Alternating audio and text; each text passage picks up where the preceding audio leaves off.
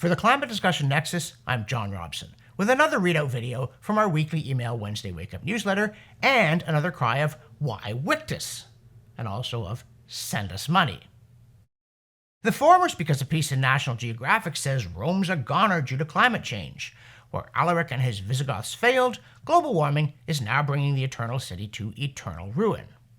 Well, that and comically bad land use planning that means Italy's modest warming gets greatly amplified by urban heat island effects, and its rainfall has fewer and fewer places to go because nobody bothered to build drains as the city sprawled, leading to the inevitable flooding problems. But never mind that. It's all due to climate change because post hoc ergo propter hoc, quod erat demonstrandum. Yes, I studied Latin in high school. And I remember the verse about how Latin's a dead language, as dead as it can be. It killed the ancient Romans, and now it's killing me. Meanwhile, rain is killing Rome, or so National Geographic would have you believe. Quote, since 2008, extreme rainfalls have increased in frequency and intensity. Even moderate rainfall regularly turns some streets of the city, which is spread out on the hills, into paved rivers flowing toward the low areas, inundating subway stops and underpasses. Severe heat waves are the flip side of the climate coin. In the last 2 decades, average temperatures in Rome have risen by 3.6 degrees Celsius compared to the period between 1971 and 2000, end quote. Proof positive. Unless you happen to know that even the IEA says, quote, Italy's average annual temperature has increased at a rate of 1 degree Celsius in the last 100 years, end quote, which means that about 3.1 of the 3.6 degrees Celsius warming in the last 50 years in Rome must be due to something other than generalized global or national warming. As the piece eventually blurts out while discussing mitigation, quote, Rome is increasingly dotted with urban heat islands, where mortality among people over 65 is twice as much compared with green areas, end quote. So, poor land use decisions explain the apparent increase in temperature, and, we surmise, the apparent increase in flooding, as that article also ultimately admits. Still, if Brennus returns, besieges the city again, and demands more loot, you'll know they say CO2 is to blame. Speaking of blame, the Canadian government is now struggling with the very real prospect that its various attacks at climate programs are going to devastate employment in the energy sector, even while promoting a smooth transition to a more prosperous, high-tech, and virtuous economy inside their own minds. Blacklock's reporter says of Bill C-50, the Canadian Sustainable Jobs Act, that, quote, Cabinet yesterday introduced a bill to promote support for workers facing layoffs due to its climate program. Some 170,000 energy workers face unemployment, according to the Environment Commissioner, end quote. But those in power still mistake destroying jobs for creating them. The story continues that, quote, Labour Minister Seamus O'Regan told reporters, what we're talking about here is making sure workers aren't left behind, end quote.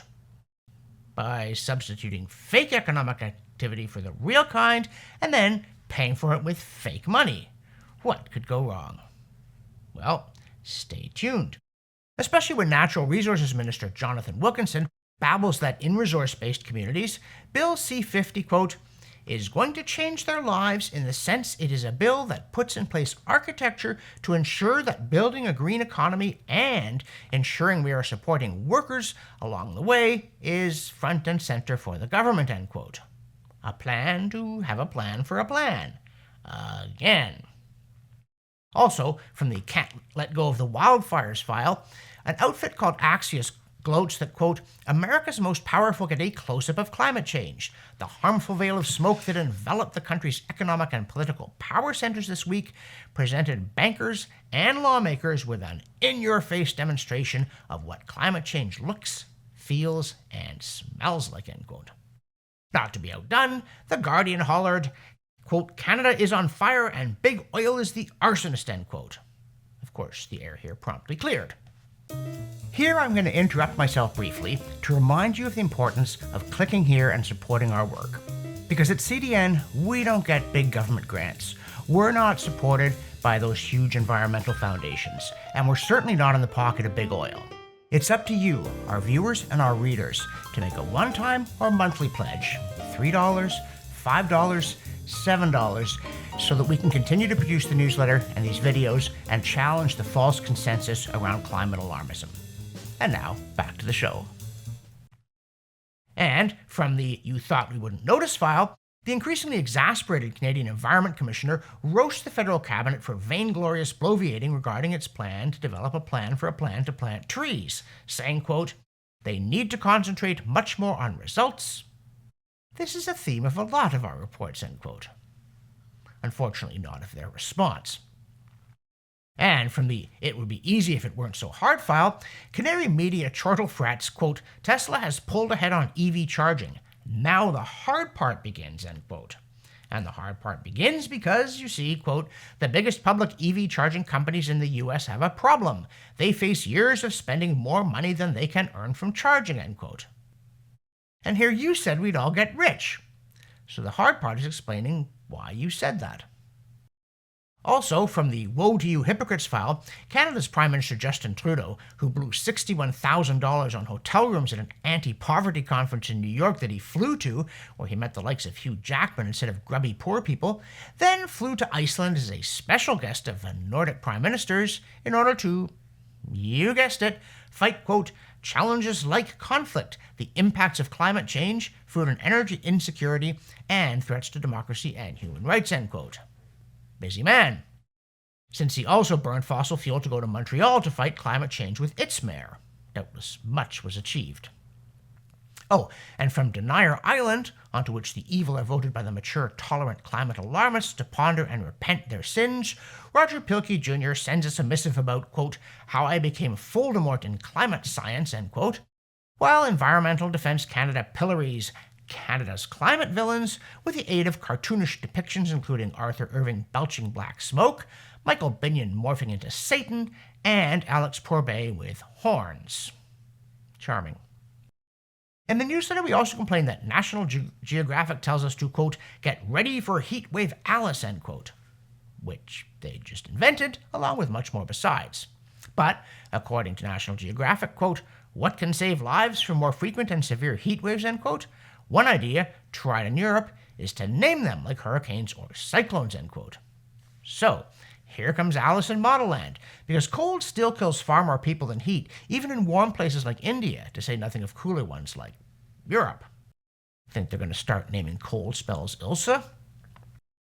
As for heat being bad, the next UN Gabfest, COP28, is scheduled for November 30th to December 12th of 2023 in the United Arab Emirates.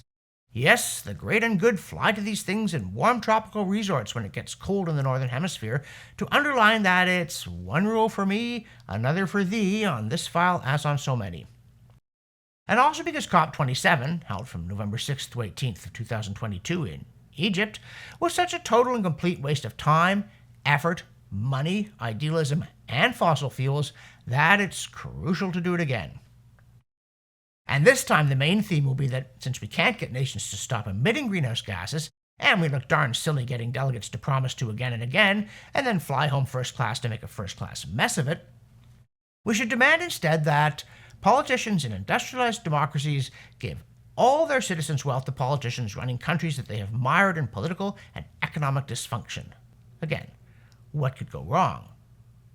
Yeah, it might be kind of a negative impression, especially on the citizens of the industrialized democracies, particularly if the mathematics and economics are involved are even more transparently absurd than the science. And how well is that stuff going? Well, even a meeting about the meeting held in Bonn, Germany, revealed just how much we can expect from COP28, held in the United Arab Emirates, because, quote, "despite months of discussion since the previous COP27 in Egypt, there was no agreement on," drumroll please, "adopting the agendas proposed by the COP permanent subsidiary bodies for the Bonn conference," end quote.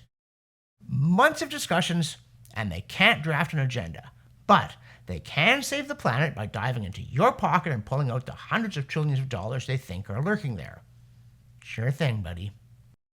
Which brings me to the point that a major red flag in any reform movement is if they try to reinvent economics without knowing what it said before. For instance, the new enthusiasm for circular economics where things are not wasted, as opposed to the old free market system where, driven by the relentless logic of profit and loss, entrepreneurs try desperately not to waste anything. Euronews Green emails us Green Week, be part of the circular economy. But you already are, and they don't even know it. And then they say, quote, Green Week, stop the take, make, waste cycle, end quote. But remember, as just one example, ever since the invention of agriculture, people have repurposed almost all their trash, even animal dung. And before that, skin, bones, guts, you name it, it got reused. Unfortunately, bad economics also gets recycled. And since people who don't study history tend to repeat it, and economic history is no exception, we read that, quote, global carbon market in turmoil after Zimbabwe grabs offset money. A government claiming half the revenue from privately backed efforts to protect forests and cut emissions might throw carbon credit projects around the world into doubt, end quote. And the only thing that surprises us is that it surprised anybody. Dangle booty before bandits, and they seize it. You really didn't know? What else don't you know? Bloomberg adds, quote, the global market for carbon offsets is worth about $2 billion today, and projected to grow to as much as $1 trillion in 15 years, even as it faces fundamental questions about credibility and effectiveness. Add government appropriation to the list of risks for this climate solution, end quote. Yeah, and we say you should also add fools rush in. In the newsletter, we present another installment of our series on the Clintel analysis of the IPCC Sixth Assessment Report, and this week it's Kip Hansen's chapter on sea levels. The IPCC claims that global sea levels rose in a linear fashion from pre-industrial times until a couple of decades ago and then sped up, meaning the oceans are surging upward ever faster, and we're all going to drown, starting with the billionaires in their coastal mansions. But as is so often the case with the IPCC, the spot on the graph where the slope changes just happens to coincide with the place where they switched to a different way of measuring. And when there's a discontinuity in a trend and a discontinuity in data sets, the first suspicion should be that it's the latter that's causing the former. Also known as, Bill Gates should be safe from drowning for a while yet. As for those pesky Canadian forest fires, which are having a big season, we note a study published in 2022 by a team of 10 mostly Canadian forest scientists that examines long-term evidence of forest fire burn rates at 16 sites across Canada, from the northwest near Alaska to the Gaspé Peninsula. And guess what? Right. Despite the insistence that this spring's forest fires are the worst thing ever, or worse still, from people who seem to think history began when Prince Albert died, or possibly when the Beatles broke up, forest fire activity in what's now Canada was far worse in the 1700s and 1800s, during the Little Ice Age, and fell throughout the 20th century as things warmed. Also, since people keep yapping about carbon pollution, we also look at yet another CO2science.org archive piece on whether plant food hurts plants. In this case, it looked at the combined effects of elevated CO2 and nitrogen supply on winter wheat, that's Triticum aestivum. And it was done at the Dönen Institute in Braunschweig, Germany. Turns out both carbon and nitrogen are good for wheat. So, of course, our governments are against both carbon and nitrogen, so possibly wheat as well. For the Climate Discussion Nexus, I'm John Robson, aspiring to play Fabius Maximus to the alarmist's Hannibal. Yep, it was that kind of high school.